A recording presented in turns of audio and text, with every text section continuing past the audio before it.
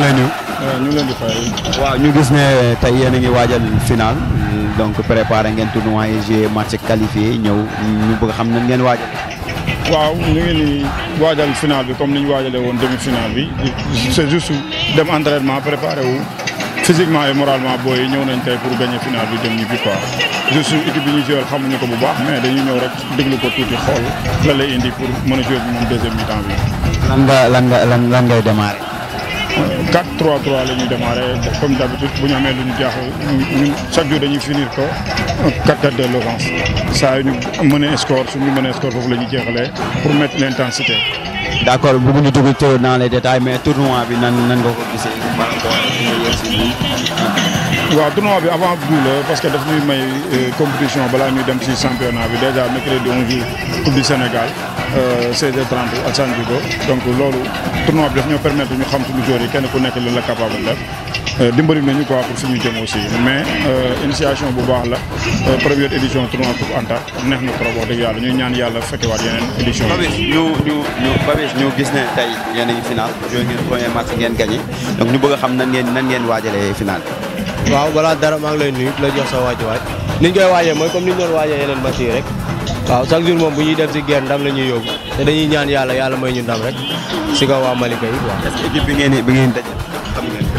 bon pratiquement mun naa ne xam nañ ko xamuñu ko parce que ñu si bëri footballandoo nañ mais xam nga équipe collectif la xamuñu collectif mais xam nañ individualité bi fi nekk.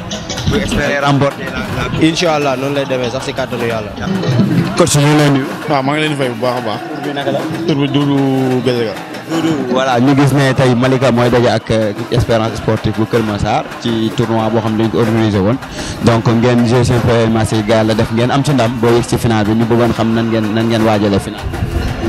d'abord ñu ngi leen di nuyu di leen remercier bu baax ci déplacement yi ngeen def pour ñëw couvrir final bi d'abord match yi ñaari def naa compétition éliminatoire direct la woon ñu door suñ demi-finale ñoom ñu door seen demi-finale nga dajee de façon comme ñu amee habitude di ko def rek chaque instant mooy match moom dañ koy préparer comme ni mu waree à chaque fois chaque jour muy final ak muy match yi yeneen compétition la yëpp comme ni ñuy waajalee yeneen match rek nan waajalee bii ñaan yàlla def ko ñu foo ko ci jàmm ak salaam yàlla defal ñu ndam daal. mu doon compétition bu am importance ci yéen parce que gis nañ ne da ngeen di compétir ay coupe du Sénégal championnat Sénégal donc ngeen am tournoi bu mel nii lan lay apporter ci préparation ak ci niveau jeu. waaw d'abord ci tournoi yi initiative bu baax la parce que day permettre joueurs yi ñu am ñoom compétition parce que ñun suñu différence entre Sénégal ak yeneen équipe yi au moins ñoom dañuy am ay compétition da ngay joueur mu football presque am ay presque 40 match wala 38 match ñu am ay mais bu dee Sénégal niveau bi ñuy joué ñun en plupart ay 5 match 6 match 7 match 8 match gën koo bëri 10 match ngay am après dem dox tey jii boo leen di comparé ñaari joueurs yi duñ jam ci niveau performance parce que kee mooy ëpp temps de jeu kee mooy ëpp volume de jeu ça nous permet lii nag ci la ñuy mën a dabuwaate yooyu manquement yooyu dam moo tax tournoi bi fi mu ñëwee moom macha allah ñaan yàlla ki ko organisé tamit yàlla na yàlla defal ko ci ndam daal. yéen a ngi à domicile di daje Kër Massar ngeen accueillir que lan ngeen di xaar.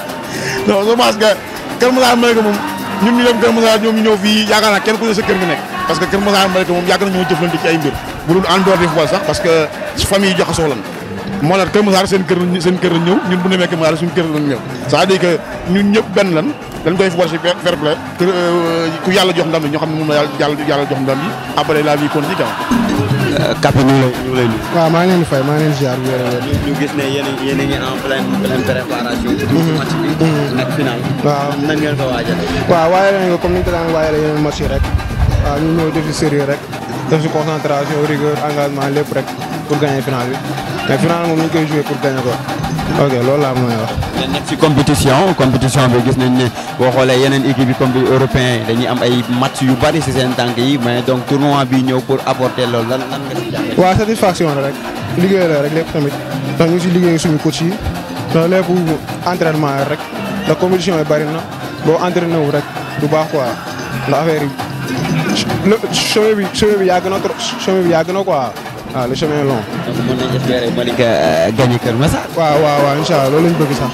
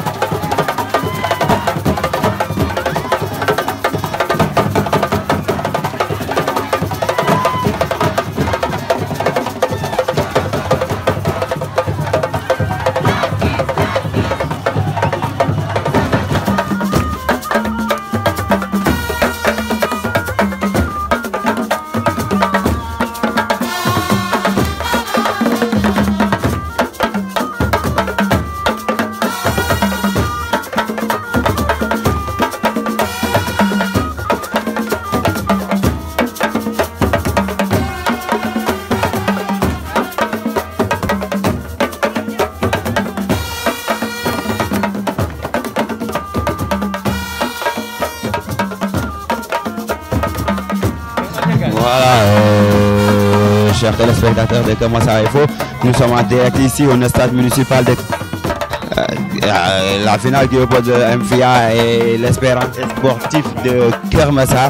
Voilà, nous avons assisté tout à l'heure à une grosse occasion de MFIA, le numéro 9 qui bute directement sur le gardien après une face-à-face en noir et jaune, n'est-ce pas? Espérance sportive est en blanc-rouge, n'est-ce pas? Short blanche, chaussettes rouges, et alors que l'équipe qui est à domicile de Malika porte des maillots qui sont noirs et jaunes. Attention, le danger est dans le but de Keur Massar, Espérance de Keur Massar, attention, allons sortir de but pour Espérance sportive de Keur Massar. Sortie de but pour Espérance sportive de Keur Massar, le gardien qui pose la balle, s'appuie sur P4, là sur un P4 qui avance avec le ballon, qui cherche un appui, qui dégage, récupéré par le numéro 11 qui s'appuie sur le numéro 5. Attention, Keur Massar qui a l'abordage, centre, deuxième poteau. Attention, la balle n'est pas encore sortie, récupéré par Papis Diao, le capitaine. Papis Diao qui essaie de rentrer, attention, l'arbitre ne bronche pas, il n'y a rien. Il dit qu'il n'y a rien, attention. Le pressing de Massaroua. Dégagement pour tout simplement écarter le danger. Un P4 qui hésite un peu, rattrapé par l'attaquant de pointe, le numéro 9, et qui joue à terre. Attention, récupération de Keur Massar, récupération de balle. Pour le numéro, pour l'excentré qui est sur sur le milieu de terrain, qui s'appuie, qui frappe. Attention.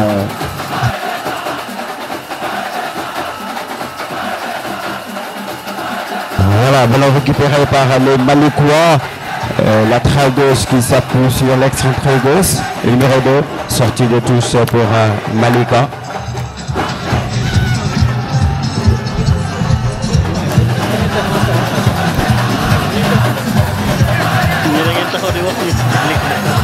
Ballon pour MFIA de Malika, le numéro 81 qui met dans l'entrejeu, tête de Hakim. Récupération de P4, le numéro 21 qui s'appuie sur le latéral droit.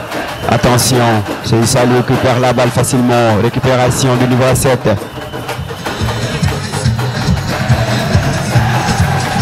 Ballon pour les Massalois. C'est Issa qui essaie de partir. Le gardien, le numéro 15 de Malikois. Jox na 81 bi ñu delloo ko mu jàpp ci góol bi ñu wure jëm côté bële déedéet mu dawal ndànk joxe ci côté droite bi ñu dem jàpp na mu delloo ko ñu dellu ci góol bi day jàpp ci côté ba fële ca gauche bi ñu xool mu ngay dem ak bal bi ñu ngay dem ñëw na ci 15 bi jox ko bal bi. Attention, mu teel la ko mu récupéré, contrôle bi baaxul mu jox Hakim numéro 18 bi mu dellu ci défense bi numéro 7 bi mu jox ko numéro 4 Papis Diaw, Papis Tembel mu récupéré bal bi 81 bi jël ko ñu dem numéro 8 baa ngay dem. Attention, le numéro 8, récupération de Malikois. La balle récupérée par le numéro 8. Ça joue bien, ça se combine bien, ça joue bien techniquement, c'est bien. Football nul. Football nul, Damiel. Voilà, récupération de balle pour les Massaro, les Malikois. Numéro Damiel, du Japante, donc Jap. Voilà, mu def passe bu baaxul, mu def passe bu baaxul. Ñu récupérer balle.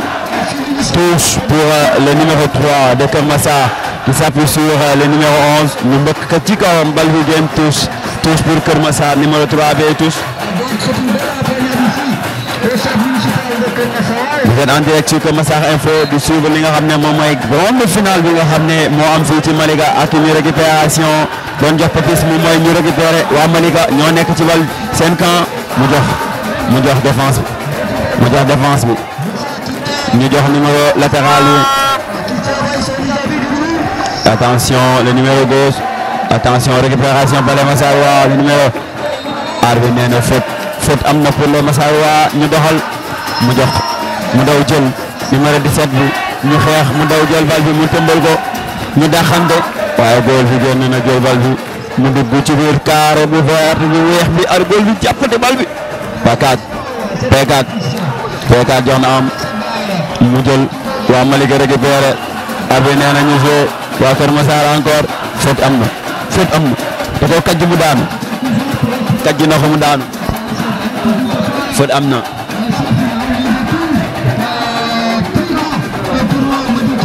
ballon faute pour les Massarois Espérance Sportive de Kër Massar l'une des clubs phares de Kër Massar qui je vous rappelle va jouer mercredi Inch'Allah pour la coupe du Sénégal attention le numéro 11 da koy dugal su ko amee ngeen bu jàkkaarloo góol bi ngeen xam ne nawetaan yi rey na fii gis ñu bari waa jooju ma ne la waa jooju bu jàkkaarloo seen góol boobu ngeen xam ne dugalkat la dégagement pour les Malikois qui récupèrent la balle dans le rang central faute c'est une faute pour les Malikois concédée par les Massarois en blanc rouge le numéro 8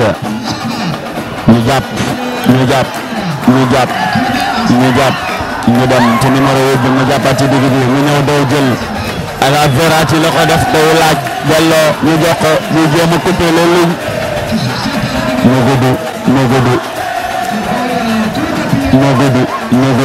no gudu bal ba génn semet pour les Massarois match technique amagul déchet technique amagul dara ñu ngi dem di yoote ndànk ku nekk di chercher ku nekk di xaar sa morom pour chercher Papis Diaw Papis numéro 15 dëkk Massarois mu wàcce ndànk ñu puus ñu joxande ñu ngay dem dara amul attention mu jox ko mu déborder mu jox ko mu centré bal ba génn na arbitre nee na déedéet ñu dem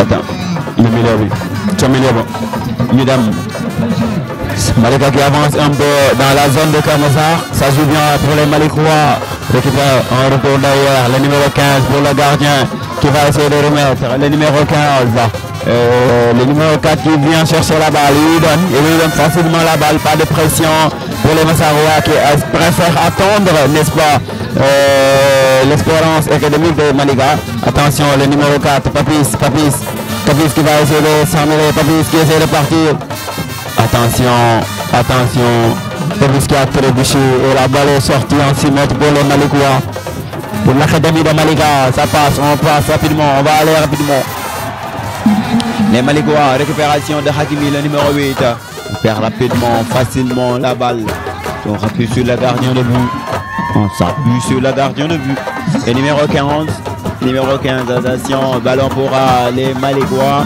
on s'appuie qui se mélange les pieds un peu mais la balle récupérée par le numéro 81 on s'appuie sur le gardien de Malika on va aller pas beaucoup de solutions il va dégager dégagement tête de Massarois qui fait une passe sur P4 qui retourne sur Hakimi le militaire qui vient de s'appuyer proposer la solution retour sur le gardien de but voilà les hommes ne courent pas mais c'est la balle qui est en train de courir attention sortie de touche pour les Malikois qui ont poussé les Massarois à dégager un peu et à faire la faute attention Malika le numéro 11 il y a faute mais l'arbitre demande de jouer qui revient sur la faute voilà merci beaucoup l'arbitre revient sur la faute parce qu'il y avait une faute de départ il avait retenu le joueur n'est-ce pas mais l'arbitre laisse l'avantage et après maintenant va perdre la balle et revient sur la faute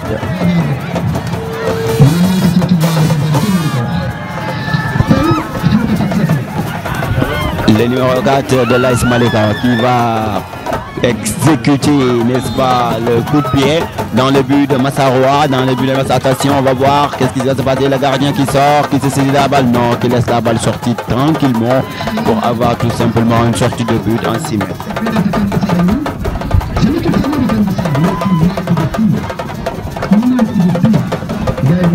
Le numéro 24 qui s'appuie sur P4, le milieu de le défenseur. P4, le patron de la défense. retourne sur le gardien. On s'appuie sur le numéro 7. On va essayer de sortir, mais un peu pressé par les Malécois. Pas beaucoup de solutions pour les Massarois. On s'appuie encore, on tourne sur P4 qui va essayer de faire la passe sur l'entre-jeu au milieu de terrain. Mais balle facilement remis aux Malécois qui récupère la balle et qui retourne, qui s'appuie sur leur gardien. Dégagement, attention, récupération de Papis Diaw, sortie de droite, sortie de tout pour les Malécois. C'était une erreur, n'est-ce pas, erreur de dégagement du gardien, mais heureusement que les Massarois n'ont pas récupéré la balle. Faute. Arbitre, là, bien sûr, une faute contre l'académie de Malika. Attention. Le numéro 3 qui va mettre la balle dans l'entrejeu, qui va le mettre dedans. Attention, tête numéro 11, le numéro 81 qui fait une passe sur le gardien de but, qui attrape la balle. Attention, on va aller, on prépare sur le côté gauche, on prépare. Bloqué, il revient en arrière, bloqué. Le côté gauche bloqué, il revient en arrière. Mais n'a pas été suivi par les joueurs de Kermassar. Alors, le numéro, il s'appuie sur le capitaine. Le numéro 4, une feinte de balle. Attention, ça continue. Intercepté par les Massarois. C'est un jeu très fort. Mais attention. Oh là là, attention. Hors-jeu signalé contre le numéro 11. Attention, c'est une balle de danger qui a été interceptée par la défense de Kermassar. Malheureusement, cette balle n'a pas du tout passé pour atteindre, n'est-ce pas, les buts de Kermassar, l'Espérance sportive de Ghana. Alors on prépare à gauche, ça passe pas, c'est bloqué. On s'appuie sur le milieu de terrain, le numéro 4 qui remet sur, n'est-ce pas, la défense, numéro 16, numéro 15 pour le numéro 8. On va aller à gauche pour le capitaine qui intègre la balle, qui fait une passe. Attention, là, le danger dans le but de Massarois. Le numéro capitaine, Doudou pour le numéro 8. Attention, ça passe. La fluidité du jeu. Attention, mauvaise passe. Attention, c'est une mauvaise passe. Faute sur Papis, le capitaine. Faute sur Papis Diaw, le capitaine. Hakim qui fait une passe sur le numéro 11. Il n'y a pas de faute, l'arbitre laisse jouer. Attention, ça combine bien pour les Malécois. Ça combine bien, le capitaine Doudou qui fait une passe. Attention, c'est propre ça. C'est du jeu du football. Attention, la balle qui sort en touche pour laisser les Massarois respirer un peu. Est-ce que ça joue bien du côté de Malika? Attention, regarde. Pas trop de solutions qui s'appuie sur le gardien. Qui remet la balle à P4, pressé par les Malécois. Pas beaucoup de solutions. Une sortie de but.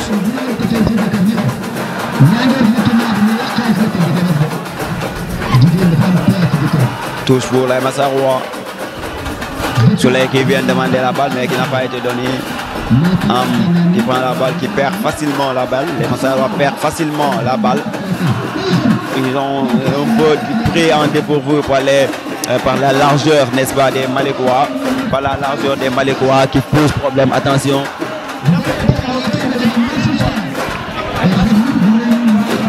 C'est la largeur qui pose problème aux Massarois qui ne peuvent pas s'adapter, n'est-ce pas, à ce système de jeu, n'est-ce pas, proposé, n'est-ce pas, par les Malécois. Mais malheureusement, toujours, ça tient beaucoup. Attention, le numéro 3. Papis qui était en train de dormir. Attention, le numéro 9. Numéro 4. Ça passe, ça joue bien.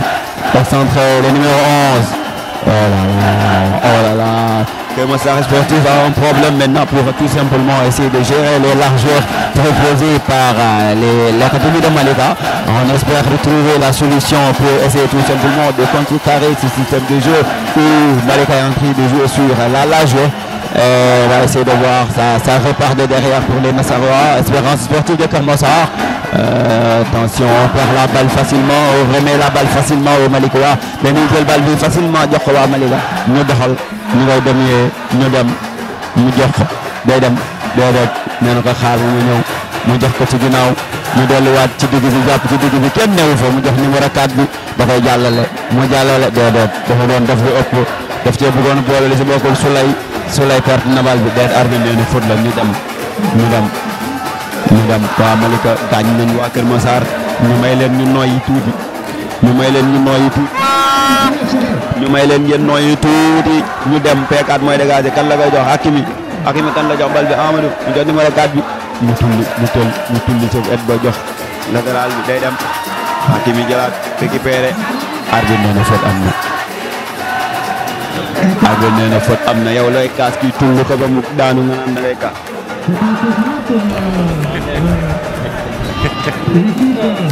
looy kaas ndeysaan waa Espérance sportive bi nga commencé bu ñu fubal mercredi la ñuy fubal coupe du Sénégal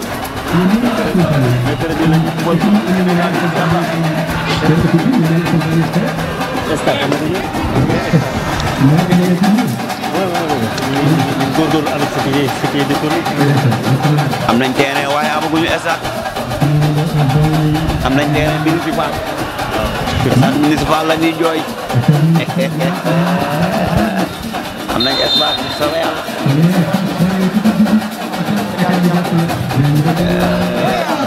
ay ca ordo am na ak ne da ngaa lang ca gannaaw daa lang ca gannaaw arbitre nee na da ngaa lang ca gannaaw waa Malika ñu ngay dellu ca gannaaw ubbi largeur yi xoolal dañ koy ubbi dañuy daaw yi delluwaat ca gannaaw jàpp ci excentré bi noonu mu dellu jàpp ci défense bi ñu ubbi xoolal côté bii lay jaar largeur yi ñooy problème bi largeur yi ñooy causé problème Espérance loolu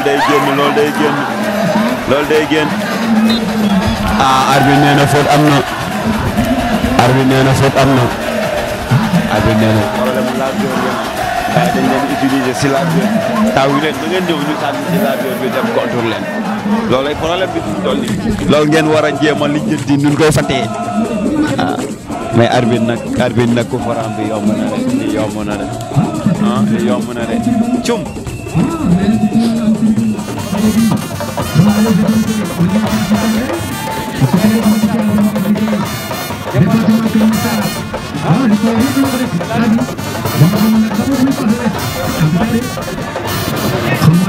coup franc pour waa Malika moom coup franc waa Keur Massar croisé nañ les doigts lem loxo yi commencé ñan bal bi seen camp dafa bari xoole instant ni jël na kurus gi ndeysaan numéro 4 bi mooy dóor gaa yi aaraanan mel ni ay gunóor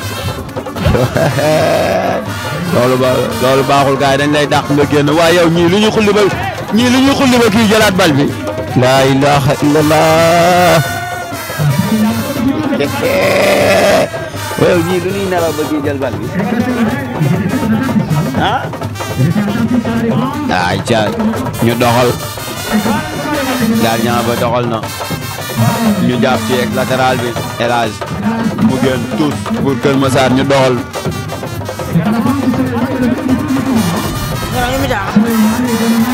pas encore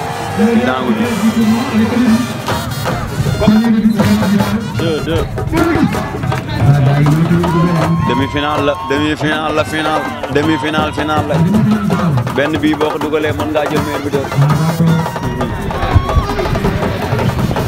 di dem xoolal waa Malika dañuy tàggi waa Keur Massar j'ai ci largeur bi daw kon xoolal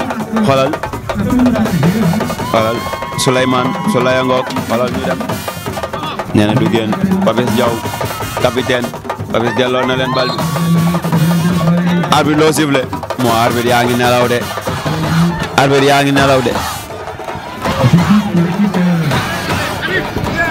arbitre baa ngi nelaw attention waa Malika ndam demagul ndam dikkul dañoo témboo loolu la wax dañoo témboo ndam demagul ndam dikkul ku bi jëlagul yoon mu ngi ne dégg taxaw ci daawul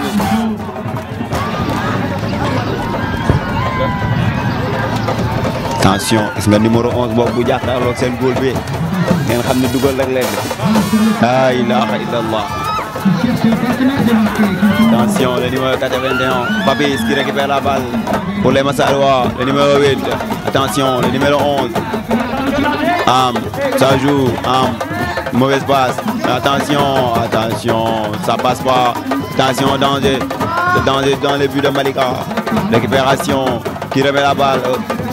Dara amul jugal waaye c'est facile, c'est trop facile jugal ñu dem. Attention mu intercepté ko ci digg bi ñu dem. Récupération ci milieu bi ba Malika ñu dem. Dafay génn mënoo daw loolu bal baa la gën a gaaw te terrain bi dafa neex mënoo daw loolu terrain bi dafa neex mënoo daw loolu ñu dem. Hakim ci digg bi mu jox numéro 8 bi kan la ko jox mu ngay wëndeelu day koy delloo déedéet day wut ko mu jox P4 numéro 7 bi mu delloo ci P4 loolu wóorul bu ko defati. P4 kan la jox ñu jàpp ci Amadou ñu récupéré gars yi daw def pressing ñu perte balle bi facilement. Numéro 9 bi moom day daanu rek. ma ne numéro 9 bi day daanu rek.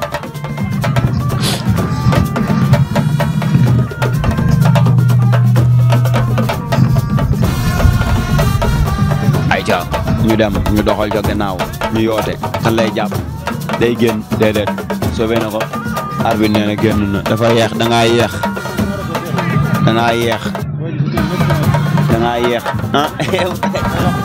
man yow laa la gën a ayca ñu dem numéro 11 mu jàpp ñu doxal ñu ngay yoote jox na ko ndaw ubbi ga laaj ko mu jox mu wëndeelu boobu perte de temps la day tax gars yi taxawaat. Ndeysaan ñu dem mu daw jëli si ginnaaw. waa Malika ngay doxal mu daw jàpp ci moom ñu alambeer mu bënoox mu dellu ci ginnaaw. Attention numéro 8 bi ñu jàpp ci ginnaaw mu ñëw côté droite mu jéem a ubbi waa Kër Massar taawu leen jàpp ci digg bi.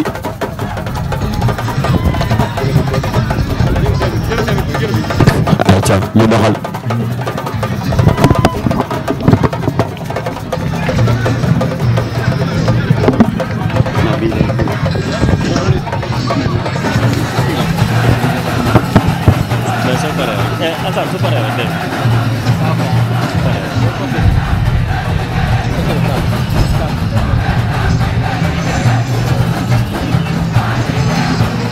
ay jot góol bi tulli na bal bi mu génn déedéet récupéré na ko day dem déedéet waaj ñeent doo fi jaar mu dellu jàpp ci P4 mu tulli bal bi waaji daw waaye yow da ngay bëre wala da ngay fubal abi nee na dara amul ñu doxal mu jàpp ci góol bi mu ñëw jox 81 bi ñu dellu ci ginnaaw dañ leen iri waa Malika dañoo bëgg iri waa Kër Massar ne leen génn leen ñu bañ taxaw seen gam 0-0 ndam demul ndam dikkut.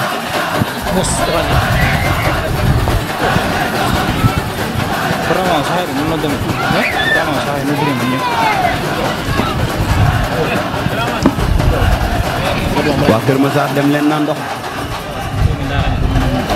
Victor Mbalim Dakar.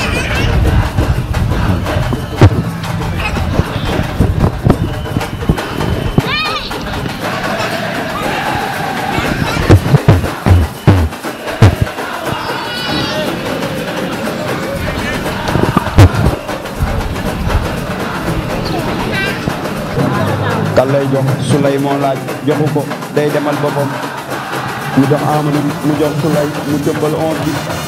arbitre nee na dara amul Amadou day dem déedéet day sànni ñu ko côté ba su récupéré ko Fatou Diaw waay kon doo def nii ñu doxal waa Malika yàkkam du ñu sànni duñ dañuy préparé góol bu doxul bu ñëw droite wala day joxe jàpp mu delloo mënuñoo dem du tulli mu jàppaat ci ndànk ci gàtt bi mu delloo ko waa Kër Massar nangu wu ñoo génn mu jàpp ci góol jox kenn kat bi ñëw laaj mu jox ñu yoote ndam yi xaar leen gars yi ne lànk na duñ jël dañuy taxaw xaar mu tulli mu ne ko jëlaatal bal ñu doxal Malika lu xaw fii mbëkk na ko attention danger am na déedéet Malika récupéré waat nañ waa Kër Massar nee nañ jëlaat leen bal ñu dem contre Bangok attention attention ndeysaan jox na ko numéro 8 bi ñu doxal ci côté gauche bi mu ngay dem mu ngay ñu xali di dem téye leen ko def na paas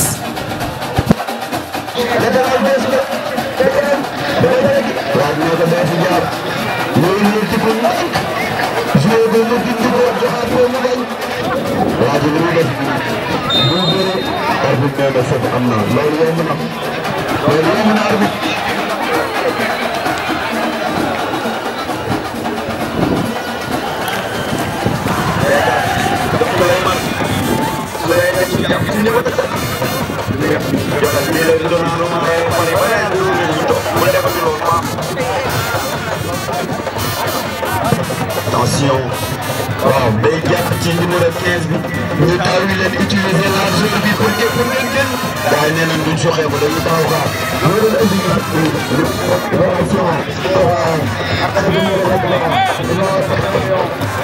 attention suñu woote bu dem ñu nànk ndànk génn leen gars yi ne ñoo bañ ñu dellu suñu kaar ñu leen ñëw de da leen màbbali ko wax ñu leen ñëw ñu ngi leen di xaar ñu jox wala jox récupération béykat numéro 9 bi daw ci moom mu jox récupération day dem daw na ko jël ba ak bi nee na ko déedéet may naa la foofu may naa la foofu jëlal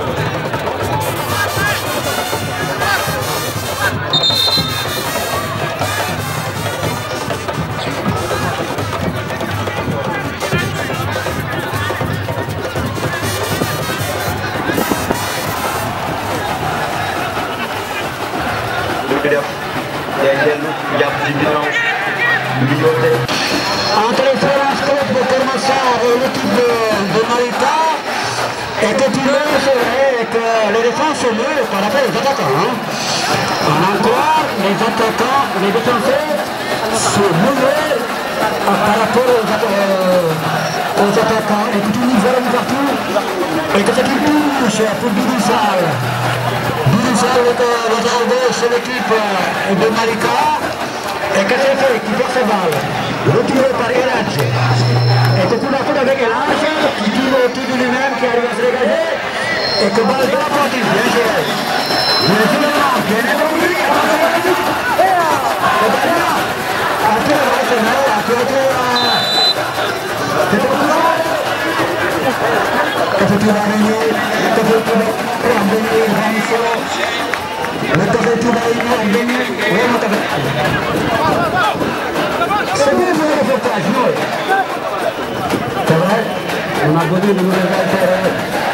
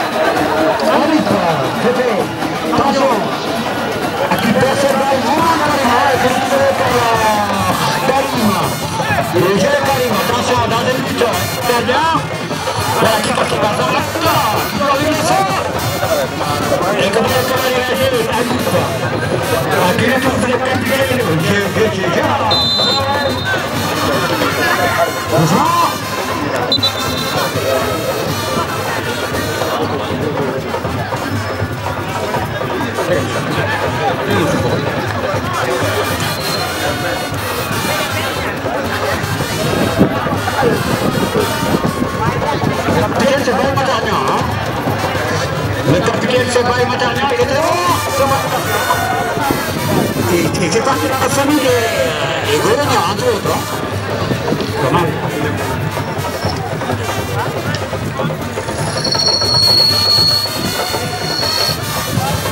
Actuellement, le match momentanément interrompu, ça va suite à cette blessure. Les jeunes étaient confrontés, c'est vrai, à compétir au niveau de ça. Parce que les violences, c'est du chose. C'était la reprise de temps des violences. Deux du chaos, Europe Watch. Laaj des informations, ñu ne la xale yi dafa soxla football. Nga di man, mënoon naa organiser journée de la femme, ñu ko jigéen ñi ñu toog. Mënoon nga organiser forum, jigéen ñi ñu toog. Nga di damay dem fi nga xam ne soo bëggee nekk ci gox bëgg gox ba. Le fort mooy force d'entrée. Mais gars, yow visionnaire. Qu'est-ce que les gars vous êtes un visionnaire. Parce que fort mooy force d'entrée. Xale yi tey nee na far yëpp ñu doon wër sama numéro. Ma ne leen tey dafa am organisation bu rëy bu am fii. maanaam tournoi boo xam ni c'est l'un des meilleurs tournois les plus dangereux dans le niveau département de Keur Massar. D'assurer le transport, d'assurer les équipements, de faire un trophée, mais là-bas, pas tout le monde qui va nous les accompagnatrices, les accompagnants, qui va faire du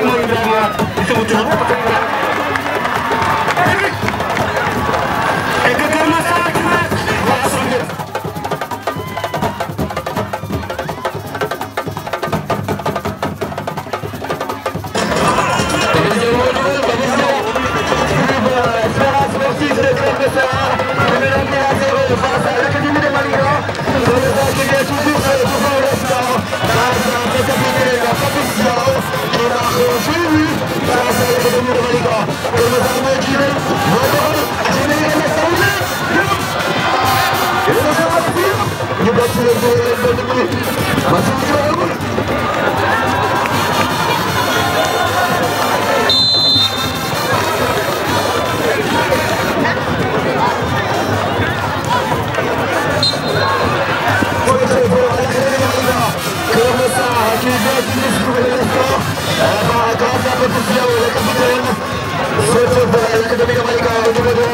Attention, le capitaine de Malika, Lamella, faisant l'entrejeu intercepté par Suleiman de Keur Massar, Espérance sportive numéro 8, qui s'appelle Ramadou.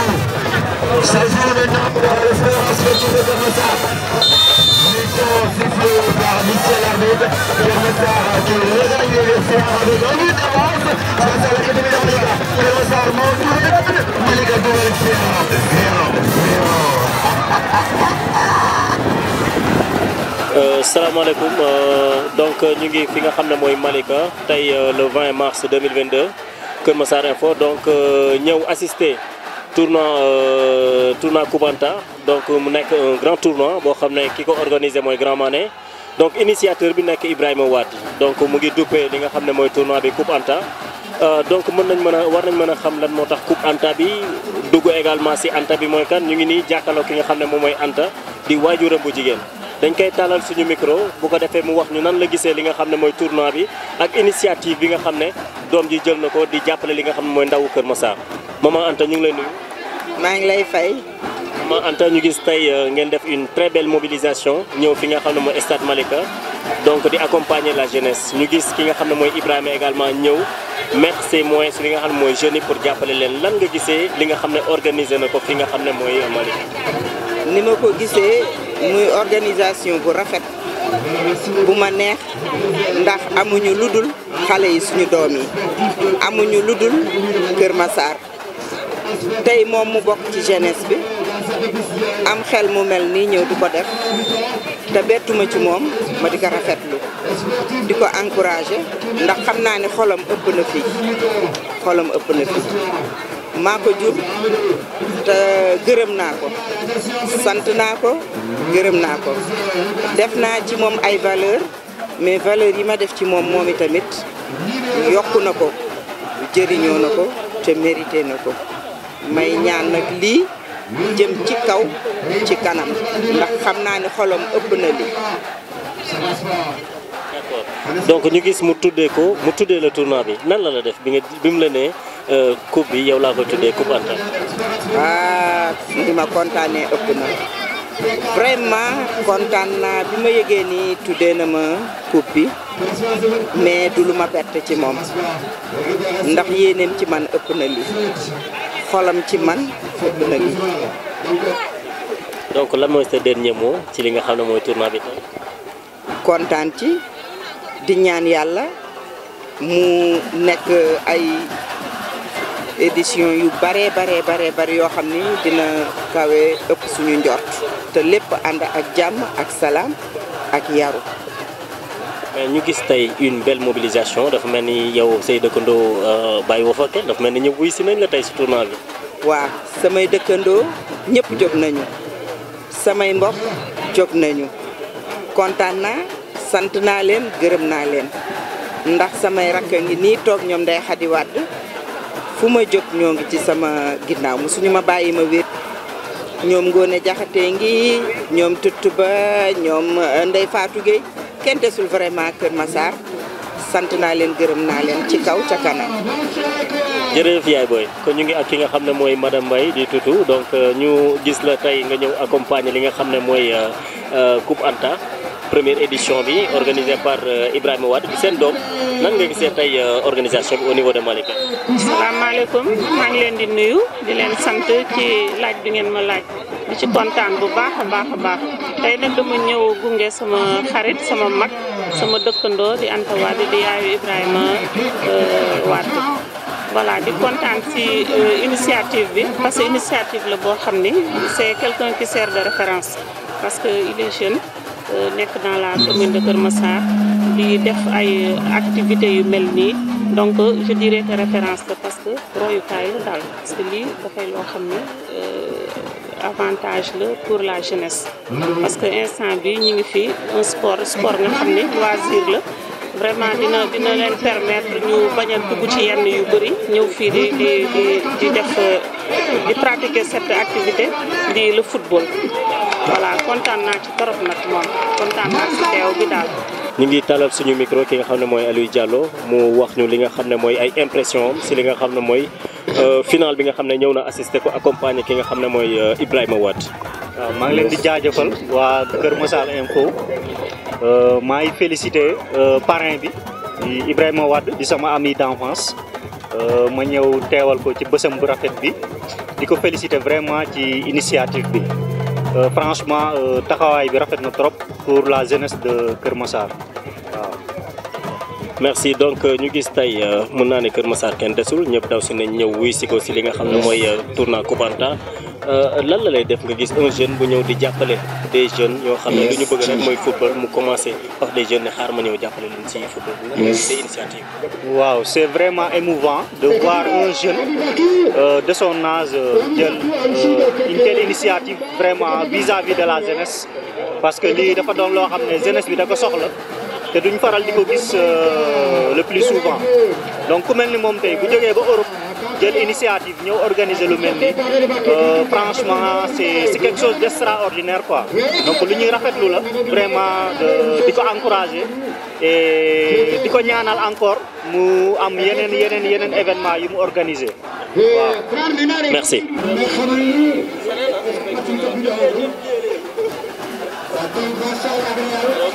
ñu gis une belle mobilisation quand même de la part des Massarois ñu ñëw accompagner ki nga xam ne mooy Ibrahima Wade ci Coupe Anta bi alors Mariama nan ngeen gisee li nga xam ne mooy tournoi bi tey.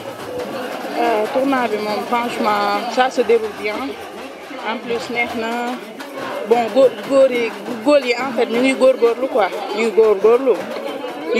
ngi def lu ñu mën. bon joueurs yi aussi lan nga gis ci joueurs yi côté joueurs yi. ay nañ de. ay nañ moom mën nañ fubal. nanguñu ko bàyyee kenn moom. dañoo faral non fu mu nekk nii maman. kenn da nga ñëw seetaan si rek. non dama toog pour encourager leen en plus di leen féliciter et tout ça ndax loolu lañ gën a soxla en fait. d'accord donc boo gisee ku mel ni Ibrahima Wade nekk un jeune mu ñëw teg tournoi bu mel nii nan nga ko gisee un jeune bu ñëw di jàppale jeunes yi noo ko gisee loolu. foofu moom franchement il est spécial il est humble aimable en plus il est généreux bon dafa baax amul benn problème ndax yombul nit ku jëw rek. dëkk si koñ di jàppale nit ñi yombul daal yombul nga gis ko c'est rare en fait c'est rare moom.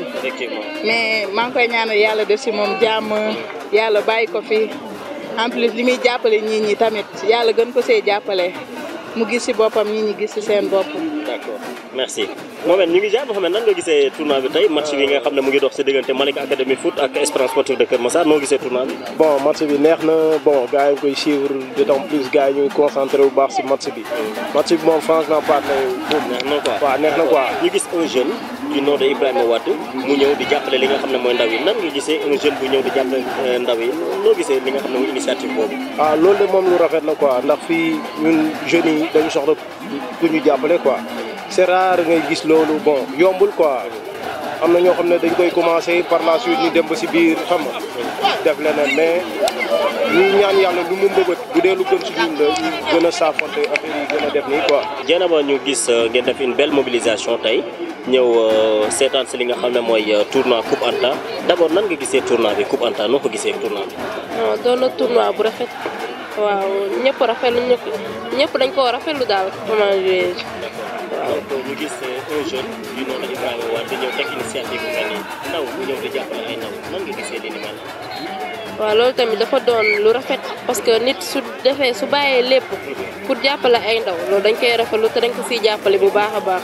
mu xam nan nga gisee tournoi bi tey. ah tournoi bi moom rafet na waaw taxawaay bi baax na regroupement bi ak te fii sax daa bëri ay jeunes quoi xam nga rek football tolluwaay la ni jaar rek comme buñ defee tournoi yi nii rek. lu rafet la quoi ndax xale moom daa xam ni maanaam Sénégal bi yëpp benn la quoi moom nii moom su ko neexoon daal jël waa Kër Massar kese daal defar tournoi am moom daa jël Malika yëmbal Kër Massar jàpp ginnaaw raay fépp kon moom ñoo koy taxawal si tournoi bi tournoi taxawaay bu baax la waaw macha allah loolu rek laa ko mën a wax. Lamine noo gisee tournoi bi tey.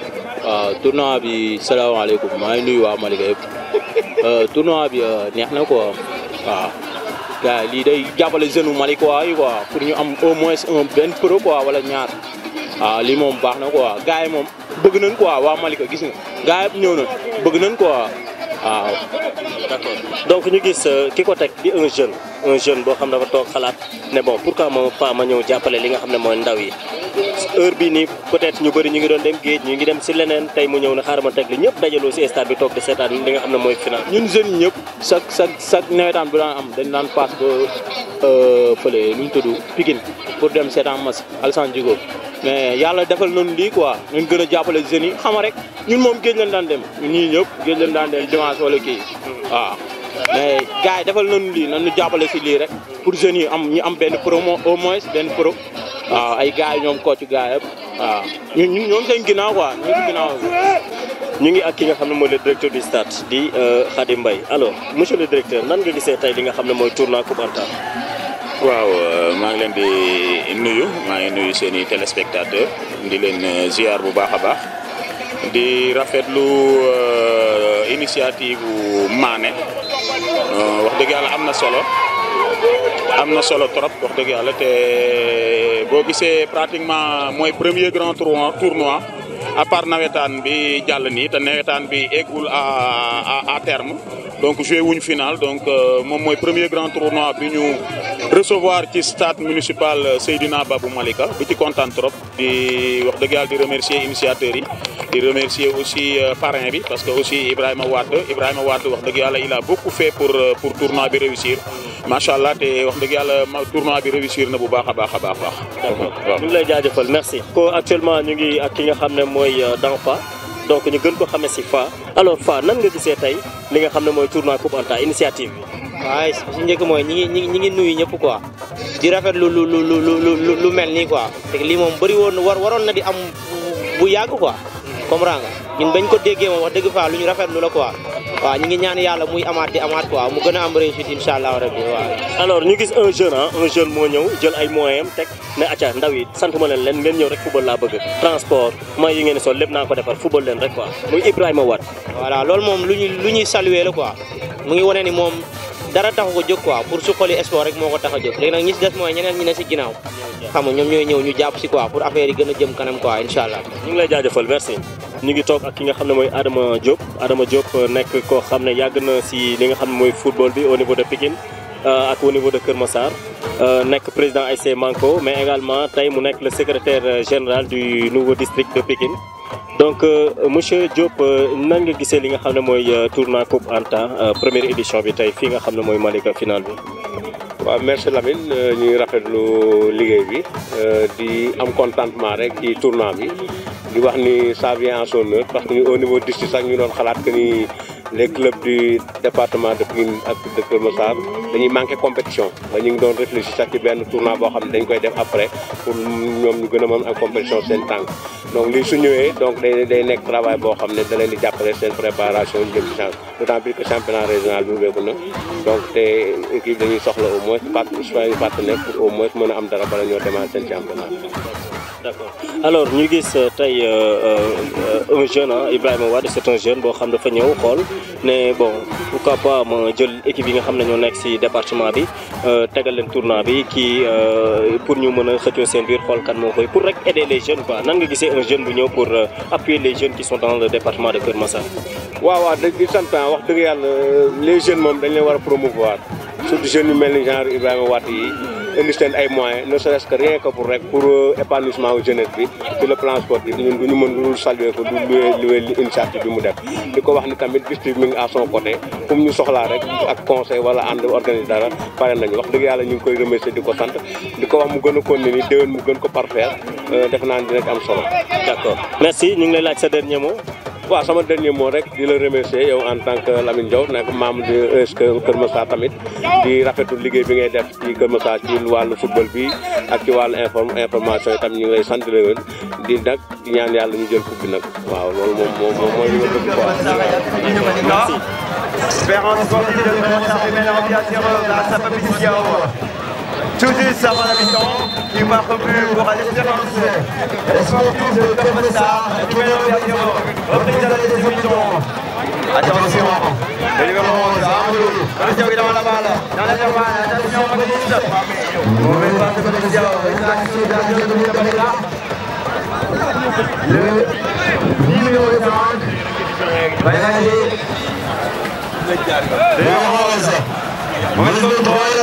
Et il passe de la numéro 4. Voilà, le numéro 4. Ça passe pas. On essaie de passer. Non, ça passe pas. Le numéro 8 de l'Espérance sportive de Kër Massar. Faute sur le numéro 8. P4 qui va se dégager la balle. Pour Espérance pour la Papis Diaw. Ça passe pas. Récupération du numéro 8.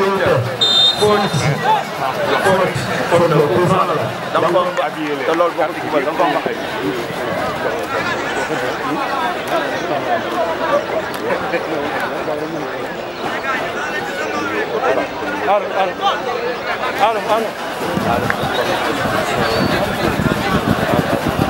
ñaar yëpp bëgg ki lu mu def nii non ko ni def non li micro bëgg ni ñu ko def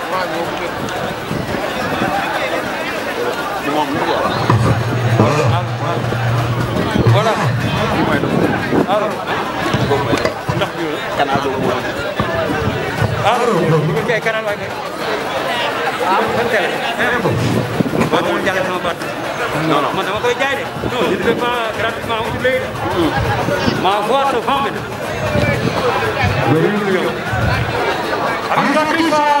bonsoir nous entendons la décision de l'État municipal de Malika et que nous pleure l'équipe de Malika qui est au corner de la zone de la gauche.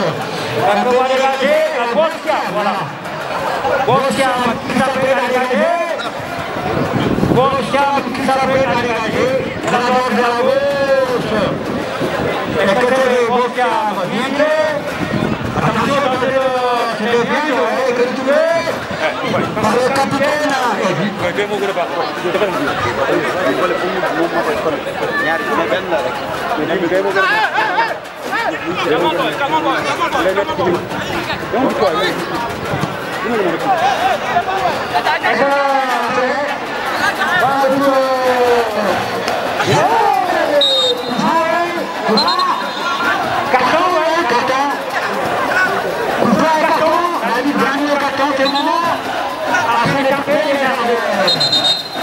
Et que là, on a dit attention, il ne faut pas baisser son autorité ce soir, c'est important. Et qui prend le carton.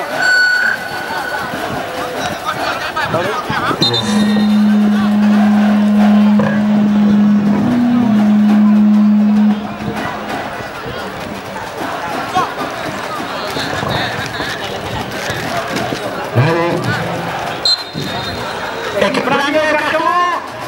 Et que voilà, il va se dégager. Balle de la tête. Attention à demi gardien. Et vite. Malika est valide. Et que Malika est valide. Malika est valide. Gardien. Et que le gardien. Le gardien, c'est pour le gardien.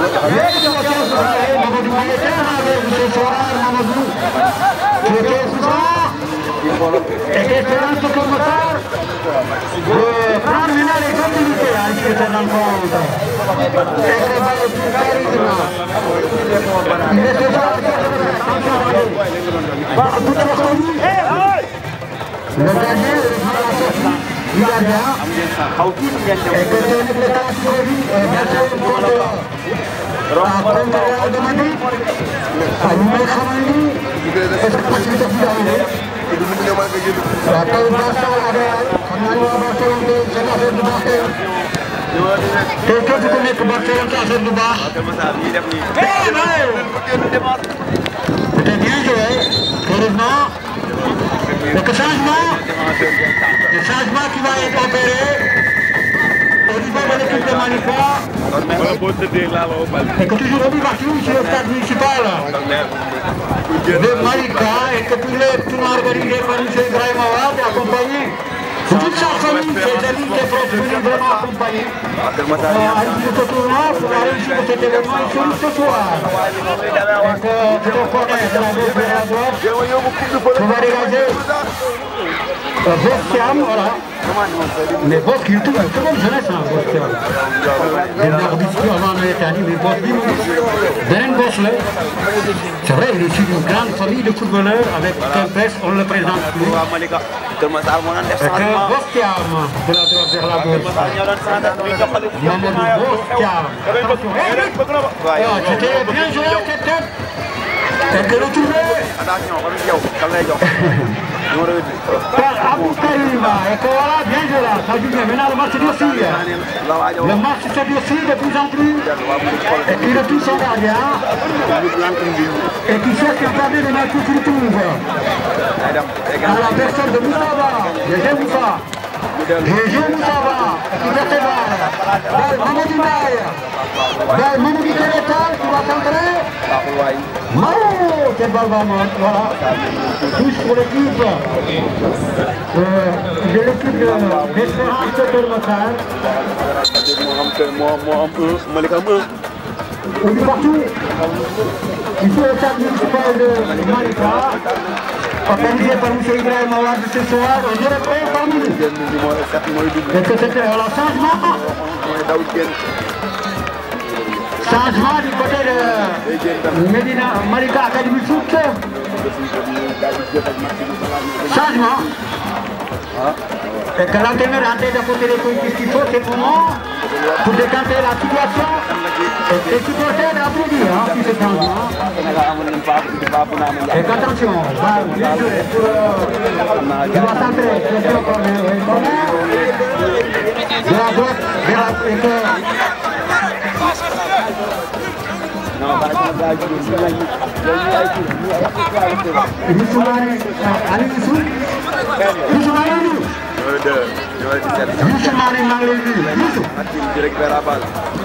C'est vrai, Ibrahima Wade. Mu teg tànkam foofu. Parce que Youssou xam naa ko. waaw yow ngay taw xool kii muy mbëgg loolu mooy la. Un homme intègre, un homme généreux. Un homme qui travaille d'arrache-pied sur la physique du monde sportif du Fatima à Kébémer. Un entraîneur de renom qu'on présente qui a montré son véritable visage. Là, il fait grand médecin, Youssou est là. Il gère le centre de Kermassar. Di sama promotionnaire. Fu ñu jaaree ci man moom. Bu ñu jëlee les droits, là, il fait Ketal. Bu ñu jëlee les droits, là, il fait Bok Xalaat. Kon nag Youssou. Vraiment, le choix porté sur vous a été un choix judicieux. Ibrahima Wade, ba mu ne Youssou la, c'est parce que Youssou la. Youssou yaa ko yor. Te nag, bu ma déggee say wax, dina atteindre ses objectifs parce que alal boole la nit. Kenn lay bokk nit ak ci la fayda. Youssou ñu ko tous mandat ci ñàkk toog. Ku la ndem ko am ci la ko am di ñëw rek. Kon nag Ibrahima, fi nga teg sa tànk foofu la, bi nga xam ne da nga ànd ak sama xarit, bi nga xam ne dama jéeg moom nawetaan, def lu ne ñu koy wax Youssou Mané. Yaakaar naa ni c'est parti des initiateurs de ce tournoi. Donc attention là, il ne faut pas jouer avec le feu. Et pour le gardien, la capte balle. yow Donnarumma ni mu defoon waa Paris nga bëgg a def waa Kër Masar. sa passe yi mooy lan. Et qui arrive à se dégager. Balle en chandelle, avec le gardien de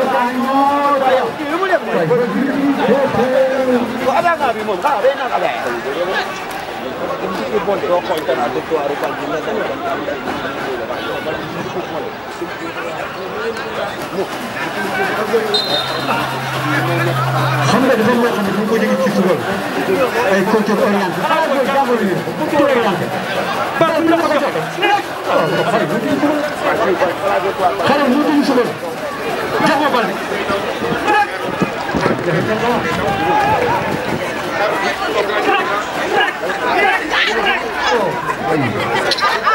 c'est dommage mu dugg football xale yi mu dugg football non xale yi mu dugg football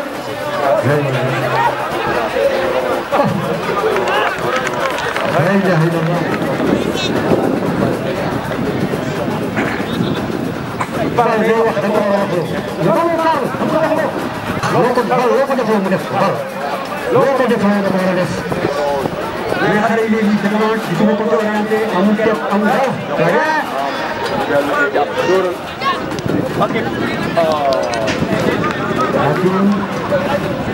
c'est un ami qui parfaitement à quelqu'un de regarder dans la main dari parti non parti tranquillement dan nama saya juga dari rumah jadi itu nama saya untuk berapa Bal lupa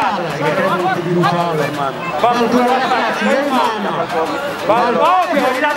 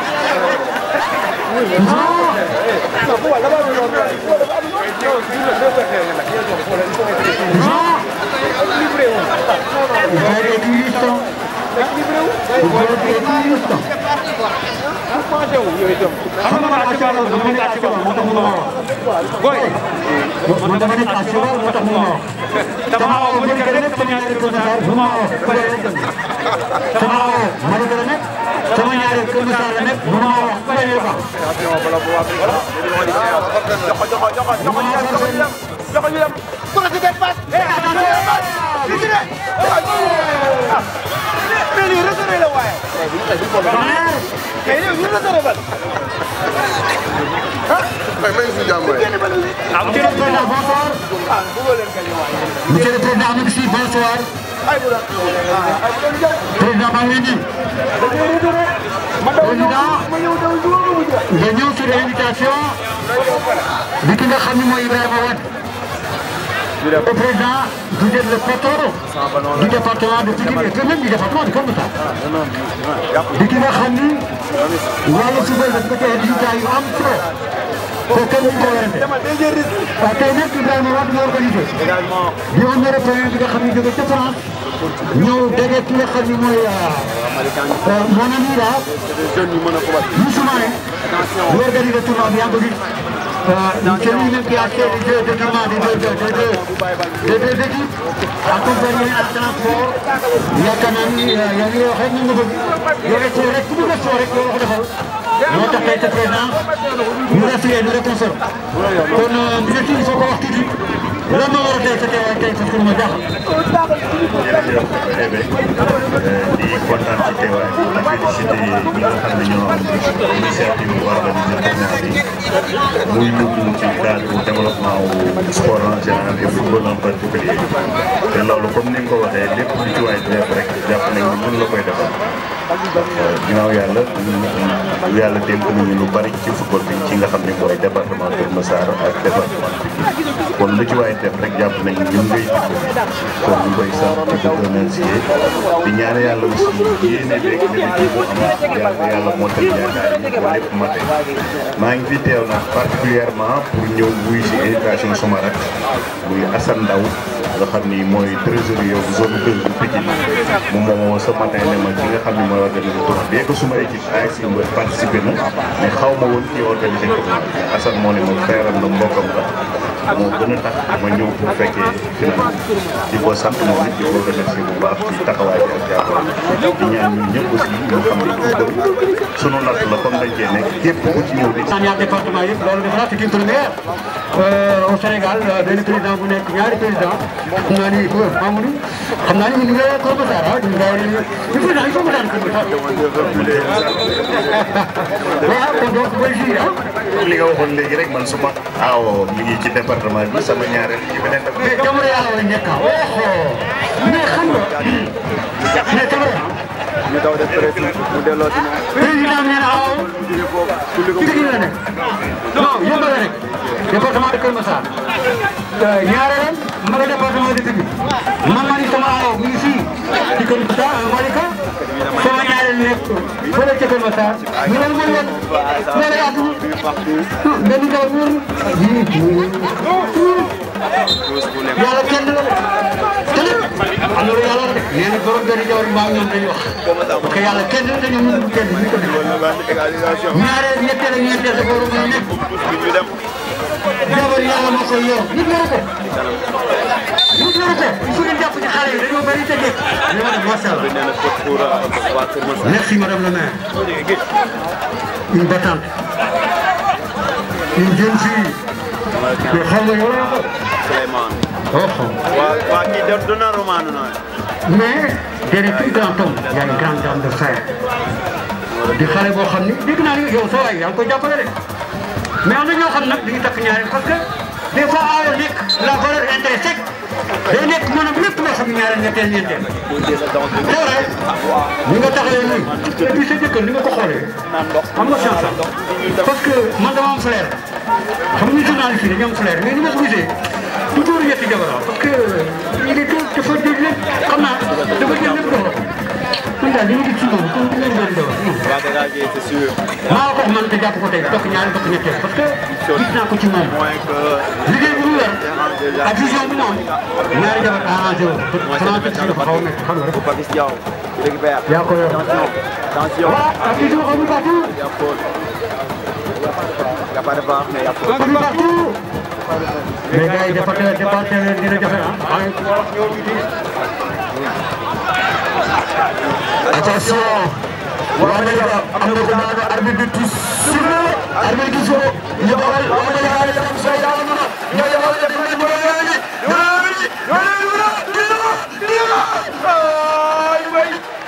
yooyu ñu napp ci lebal bi gars yi bu départage la ñoom arbitre am na jour bu tëdd ma ne ko doole benn Kër Massar doole benn ndam demul ndam di ko demoo numéro 15 bi xalam may leen ko ndox may leen ko ndox waa ma ne ko ñoo ma sarax ndox may leen ma ndox fa ma naan nee ma gis ko dara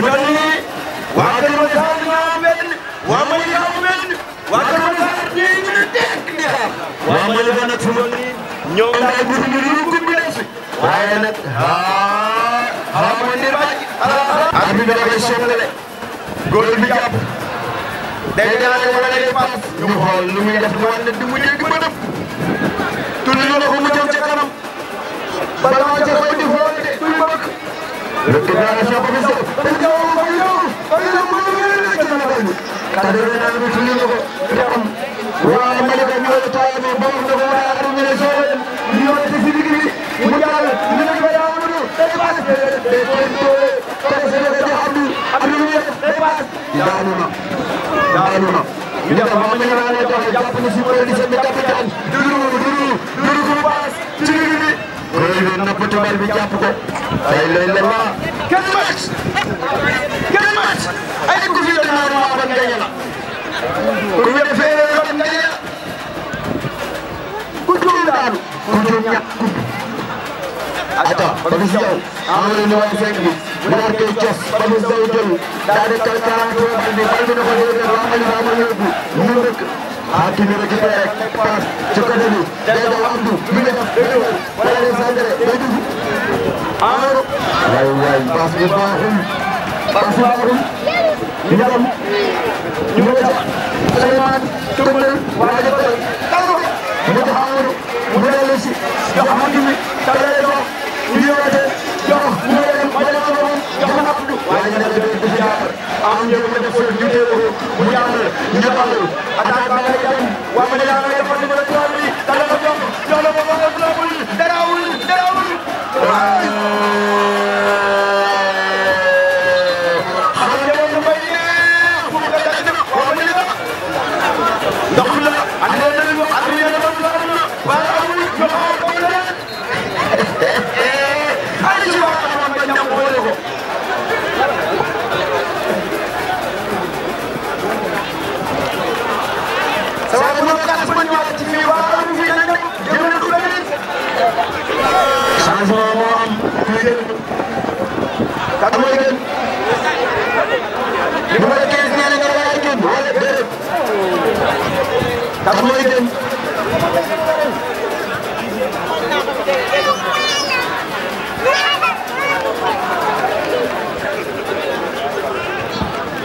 Kër Masar Odo mu doon at mi ne ba lu wul wala bu dul kon nag bu bi day demaat ba montagne tegaat ko foofu xaar bu koy jëlee ko bu bi yeewu naa si wàllu bi daal di doxal ndànk bu bi ma ne waaye dara ci wàllu bi yow montagne kat xaw kaay ñu dem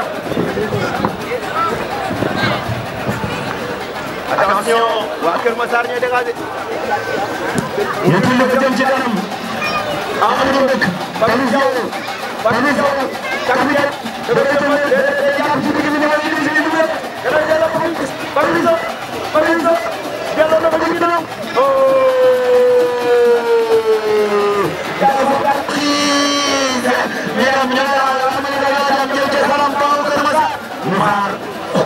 ci numéro 3 bi mu dindi ko teggi ko dafa xaw ma ñëw mu passé intervalle bi mu ëpp dafa ëpp passé dañ koy boole da koy soos jàpp ci tuuti mu yem millimètre rek waa ji ñëw yeggali ci gars yi góor baa ngi rek temps li des ci match yi bareetul li des ci match yi bareetul Kër Masar Malika jàpp dafa ko choisi attention le numéro 11 dégagement déclaration du numéro 15 mu bàyyi mu bonne pour tourner la question waaye amatuma solution amatuma lu may def numéro 12 mu tëmbal mu récupéré jox deux bi mu bëgg ko 15 mu bëgg ko 9 mu bëgg ko ginnaaw ñu bëggante ala mu bëggante mu jox gardien bi kan lay jox bu danaaru maa de joxal 10 bi kan lay jox 9 bi 10 9 jàpp ci ginnaaw ñu jox kat numéro 5 bi mu jox 9 bi ñu yoote waa ma ne nga daw ñu génn leen mu delloo ko bëggante mu dëll di la Papis Diaw jël na bi waa ma ne daa may doxal attention dem na 10 bi passe na Zeynep passo dama tuul mu ngeen tuul simet waa Kër Masar yéen seen ndox bi amagul njariñ dugal ngeen bii ñu andi la ko jox leen ma beneen baara wala pom ndax ngeen dugal ngeen bii dem leen ko ci pom boobu béykat mooy dégagé Abdou sama jarbaat la man ak yow ñu yomb dee bàyyi waaw joxal ngeen bi ñu doxal Amadou ñu yoote day dem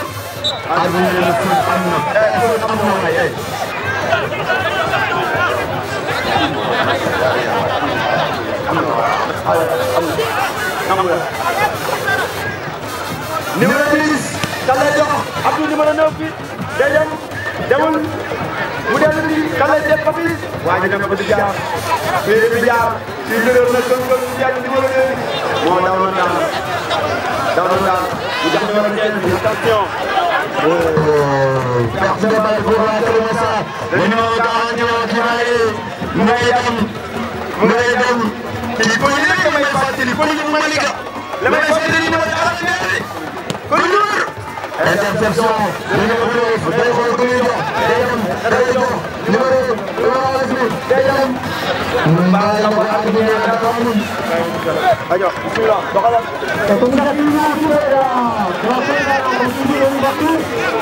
El corner de Tidra, de Tidra. C'est pas le but parce que dans le sport, c'est bon pour la partie. Il y a le camp qui court, le grand camp qui court. Il y a le camp qui va faire l'un coup d'une boule, nekk. Di doxal. Mooy droit bi mooy doxal noonu. Et ils ont vraiment gâté le bataille de toroxal tey. waaw looy def nii yow looy def loolu lu wóor. xam nga. mu ñàkk. numéro 2. parce que moo tax taxaw ci digg. xam nga. Barça. c'est une équipe jeune attention li ma lay wax pour mu waree di nga ci xam dara. c'est une équipe jeune. mais xam nga xare ak mag. mag da koy bàyyi nga kërëb xoj ko. xam nga tuuti kuréel ak kii nu mu tudd Modou ñoo kooku ay kàngamu footballkat lañ dañuy bàyyi xale yi di dox ñu toroxal mais yéen 12 points laa lay roy wala mu dóoree sax ba tey 9 points laa lay roy loolu Barça moom c'est vrai c'est une équipe monte en puissance mais day na waar Benzema xam naa dañ ko xoo waa bëri kaa ko xoo naa gaa yi ko xoo xam nga Benzema la lay nuroo est-ce que xam ngeen Van Basten xale ngeen de Van Basten xam ngeen góol bi dawal jël bal bi de Van Basten ñu daw ngeen est-ce que xam ngeen Van Basten attention kooku dafa mel ni mooy Benzema kooku dafa mën xam-xam ci wàllu football moom lay Benzema attention tulli mu may mu wàcce arbitre nee na dara amul et que waaw bu leen fàtte Sénégal day jouer contre l'Égypte vendredi prochain yéen ñëpp ngeen def stade bii nag cher na dégg naa billet am na billet 3 millions. yaa ngi jafe ñu dem. billet 3 millions. am na. Papis day jox bal bi Papis day dem. billet 3 millions am na stade. Ibrahima merci. Ibrahima merci ci tournoi bi. yaa ngi ci bégaay wax nañ ma ko. xam nga xale yi dañoo am problème ci équipement ñu ngi nii ak ñoo sonn. kon nag ñu lay ñaanal yàlla. xale yi ñu fi. espérance bi bu ubbee day gën a leen. day gëtal c'est anormal. une équipe comme espérance loolu war ko dal. Une autorité, on peut nous communiquer fort. Mais c'est une politique sportive bon les équipes touchent forcément dans le domaine des infrastructures, dans le domaine des équipements. Comme tey boo taxawee équipe xale yëpp jënd maillot flottant bas joxe transport yi arbitre yi nga fay leen woote la presse gars yi nee na kontaan nañu baax a baax pour la première édition ngeen ñu mel mais xam naa deuxième édition bi ñu gën a yokk mais yow ñu ngi góor ñaari jamono Ibrahima loolu am Ibrahima defal ndànk Ibrahima man dama am frère parce que journaliste ak politique loolu ñu xaw a nëb maanaam damay boo xoolee damay am loo xam ci yow Ibrahima xool day rafet parce que man Ibrahima laa tudd yàlla nee na Ibrahima mooy suma xarit yàlla ko de ñun yàlla mooy suma xarit ñu àjjana 45 millions.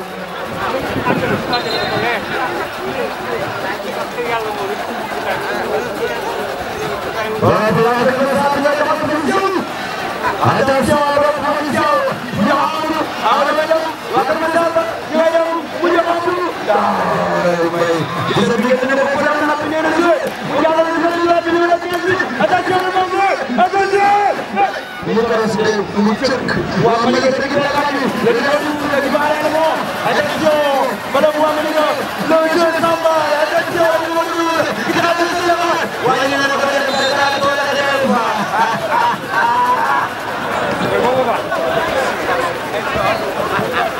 Voilà.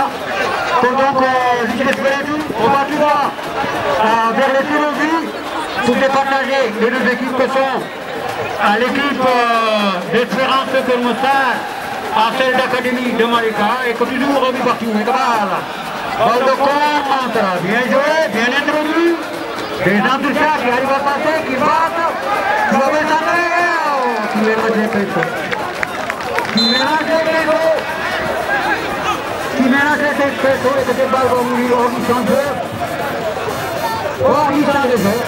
Et que c'est au courant qui va. Balle pour Bouloufal. Bien joué, qui fait son sortir des marques qu'il trouve. Deuxième, qui est à la gauche, c'est Bouloufal. Bouloufal, qui a la voiture de la vie. Qui cherche le numéro du moment, qui arrive à se dégager et qui commence à faire lutte magistrale, heureusement. Lutte magistrale et que tout le monde vient. Non. Qui capte le ballon, qui ne sait pas. Ah, d'accord. Mais vous n'avez pas on va voir. D'accord, et comment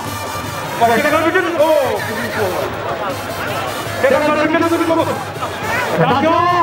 Bien joué. Attention là, balle pour le numéro 5 qui est à la position. Balle pour Bouloufal, qui est à la gauche. Parti Baroun. Et que toujours on est partout. Et dans la balle qui est en droit bien. Sénégal-Égypte. am na 8 000 am na 12 000 am na 15 000 mais terre bi fàttali ko en 1886 le Sénégal a battu l'équipe d'Égypte par 1 but à 0. C'était en 1886. ñu ngi ñaan yàlla loolu la répété parce que c'était le Sénégal fexe ba am 1 à 0 di inscrit par Thierry qui centre de Loko à la 15e minute de cette première mi-temps. On s'en rappellera de cette génération dorée.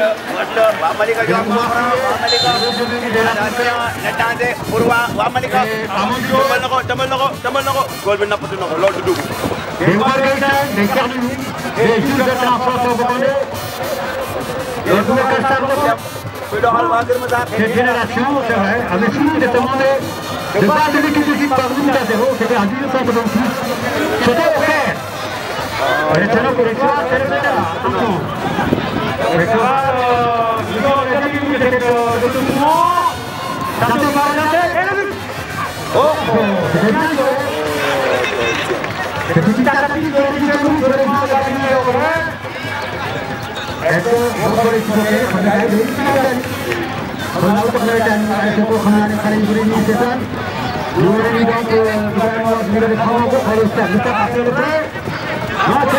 bu ko neexoon tey le parti de dans le temps mais dafa bëgg revivre. Ah c'est vrai, il faut que tu nekk à l'aise parce que nag Kër Massar dafa war a décoller sur le plan sportif, sur le plan des infrastructures, on en a besoin. Les autorités en ont parlé ici, le président Macky Sall est revenu rapidement.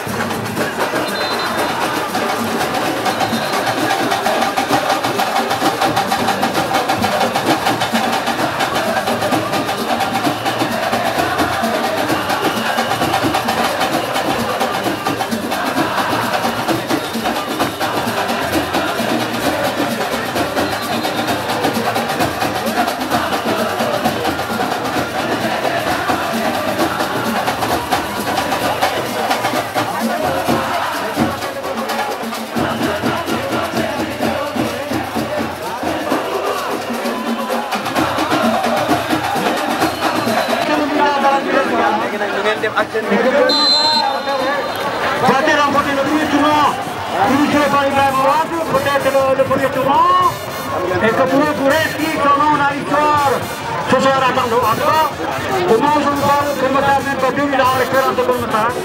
Et le président est très content ce soir, très content ce soir. Le président de Matar, très content ce soir, qui vit pas 2000 ans avec son deux leaders armés. Voilà Souleymane. Et il reste quelques minutes à jouer. ñaata minutes pour ma ne waa Kër Massar bàyyi leen li ngeen di def bàyyi leen rey temps bi bàyyi leen léegi baaxul jóg leen waa Kër Massar ñu ngi commencé rey temps wax leen si ñu jóg 14 minutes desul waa Malika ngoog Malika 3 minutes moo des ak benn temps additionnel man Malika dafa lu ma jaaxal Malika bu Malika bu ay toll la mais bu ñu toll nii yaa koy jaaxal man dama def toute la journée bu gis fële c'est vrai Malika par le toll mais dama def Malika mais tout il faut mu changer quoi pour Malika il faut mu changer ko faut mu changer il y a plus de temps là mais père Père ma ne coupe bi wàcc na montagne dem na ba am waa taxaw foofu. non attention te daal ku baax nga foofu léegi. man je me rappelle bu ñu joué nawetaan Malika ñoom Dibika ñoom père Dibika taa waroon bi ñaar ci pël mais léegi pël dañuy mais waa Gade Gaye war nañoo xam ñoom.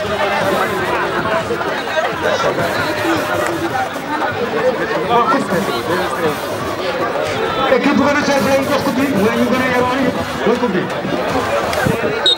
waaw.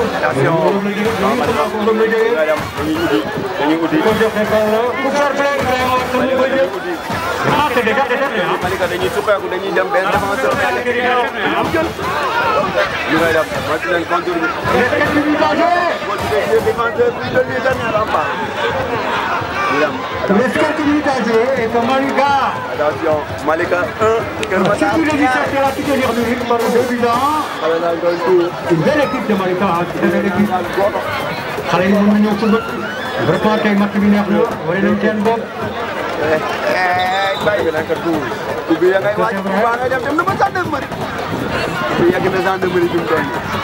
ñu gërëm Khadim bu baax le président bi nga xam ne moo yore stade bi ñu mu ngi def ay innovation gis nañ ci doo dem tribune bi gis nañ ci léegi ci ginnaaw loolu day wane ni c'est ça président bu ñu la ko defee da nga innové. attention Papis bu dellu si ginnaaw di jox numéro 17 bi attention. ak Lamine Kaye Lamine. attention. Lamine Kaye. Kaye ci loolu da nga ñëw kay taxaw ko taxaw fii. Kaye ci Lamine. attention. Kaye taxaw fii. Lamine am na benn message bu war a wax message bi daal. bon salaamaaleykum Malika donc ñu bëri ñu ngi gis tey ñaari équipe yi di football ñu ngi naan tournoi bi lan nga ko wund tournoi bi kan moo initiateur bi kan moo organisé li nga xam ne mooy tournoi bi ñaari équipe yi di jogante tournoi bi mi ngi tudd Koubanta lii moo nekk première édition ki ko organisé mi ngi tudd Dramane ànd si ak initiateur bi di Ibrahima Wade. Ibrahima Wade nekk un jeune. nekk un jeune ñëw fi nga xam ne mooy département bi ne foofu ma jàppale ñi nga xam ne mooy ndaw yi. mais foo ko commencé fi nga xam ne mooy sport.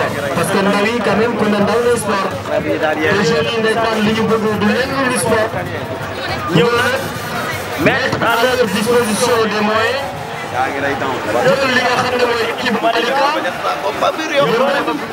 Kër Massar di leen aywa laaju leen lenn lu dul ngeen ñëw ngeen football mu jëm si transport dina ko assuré mu jëm si équipement également dina ko assuré ngeen ñëw ma tegal leen ay trophée jox leen des ballons loué leen des salles ngeen ñëw ñu fo oui pour les jeunes quand même le sport te jàppale ndaw mooy jàppale nga adduna ndax ndaw mooy lépp donc di rafetlu li nga xam ne mooy cette belle initiative bi nga xam ne Ibrahima Wade indi na ko teg ko fi Kër Massar di rafetlu li nga xam ne mooy xel bi mu am ba ne naa aidé li nga xam ne mooy les jeunes Koubanta lii première édition la boo xamee xaarale yeneen édition si année yi ñëw ndax dès maintenant y a des équipes yi nga xam ne commencé nañu manifester wu.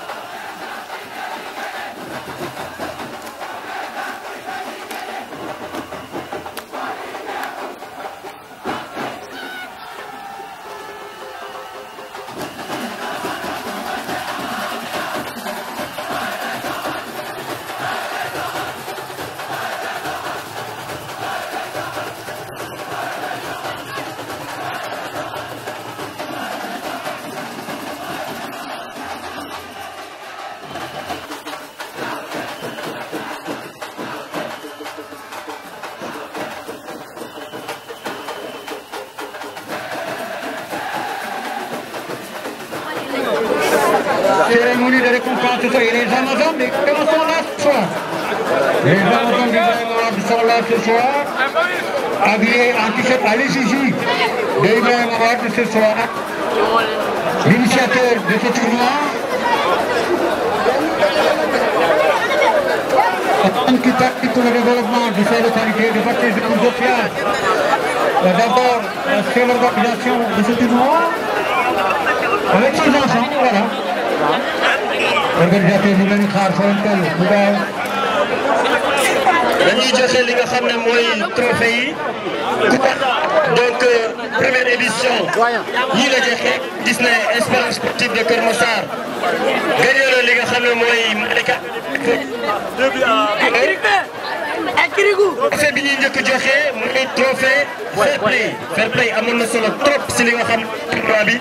te gis nañ ne dans le département de Kër Massar ñu fair play kese ñoo fi ne macha allah mënoon nañ ko jox équipe bu ci nekk ci ñoom mais fii puisque gis nañ ne Gold Step benn carton jaune rek la am vraiment mu nekk équipe donc li ñuy woo ki nga xam ne mooy représentant Gold Step mu ñëw récupérer li nga xam ne mooy trophée fair play bi Seck Dieng donc bu dee jege si nga si Seck Dieng donc ki ko war a jox trophée bi di ki nga xam ne mooy suñu yaay mi nga xam ne moom lañ duppee li nga xam ne mooy Coupe Anta bi lii mère Anta dañ bëgg ngeen tàccul ma mère Anta bu baax a baax vraiment moom lañ ñu duppee li nga xam ne mooy coupe bi tournoi bi ngeen gis moom lañ ko tuddee vraiment suñu yaay ji mooy trophée bi jox ko ki nga xam ne mooy équipe bi gën a fair play si tournoi bi voilà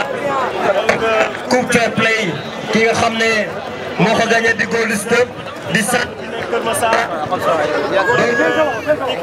di mais Anta di moom lañ duppee woon li nga xam ne mooy tournoi bi macha allah lii mën nañ ne rafet na lool fair play am na solo donc macha allah équipe bi nga xam ne moo gagné di Gold Step représenté par merci. Des applaudissements pour ki nga xam ne moo gagné lii di fair play bi c'est que merci. sans plus tarder dañuy ñëw si ki nga xam ne mooy meilleur joueur. ki nga xam ne mooy meilleur joueur si li nga xam ne mooy tournoi bi. le meilleur joueur donc nekk si équipe Espérance sportive de Kër Massar di le capitaine de l'équipe Espérance sportive de Kër Massar di Cheikh Tidiane Diaw di Papis Diaw. donc Papis ki ko war a jox li nga xam ne mooy trophée bi di Khady nag di madame Wade s'il vous plaît nga jege suñu fii madame Wade ki nga xam ne mooy initiateur bi soxnaam moom mooy joxe li nga xam ne mooy trophée meilleur joueur du tournoi Coupe Anta première édition. Donc des applaudissements pour Khady. Voilà donc Khady war a jël li nga xam ne mooy trophée meilleur joueur.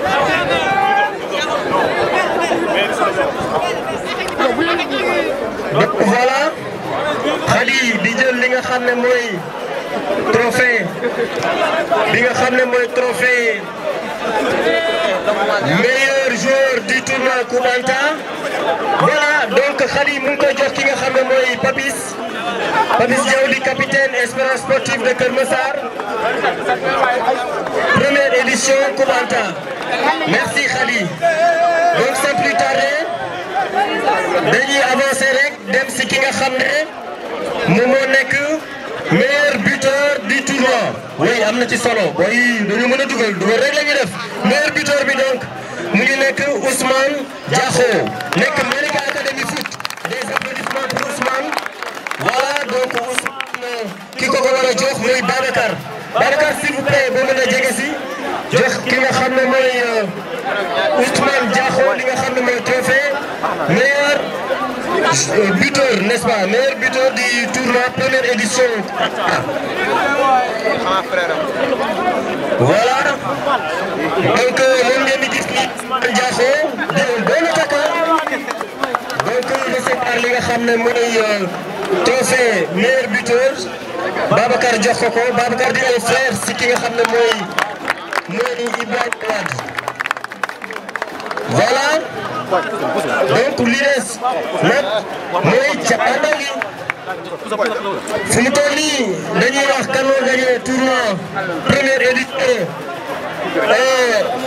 Coupe Anta ki ko gagné mooy Espérance sportive de Keur Massar di tamit équipe bi jege si Espérance sportive de Keur Massar nañu jege si donc ñu recevoir xam ne moom mooy seen trophée Espérance sportive de Keur Massar nañu ñëw accompagner seen capitaine. On a besoin de toute l'équipe ñu ñëw accompagner li nga xam ne mooy seen capitaine. ñu ngi demandé ki nga xam ne mooy Ibrahima Wade di l'initiateur de ce grand tournoi ñu ñëw joxe li nga xam ne mooy trophée l'histoire retiendra que ni moo remporté première édition Coupe Anta. Ibrahima dem na jël li nga xam ne mooy trophée bi war ko jébal Espérance sportive de Keur Massar donc mu ngi noonu moom ngeen di seen ñu yëg ci trophée bi.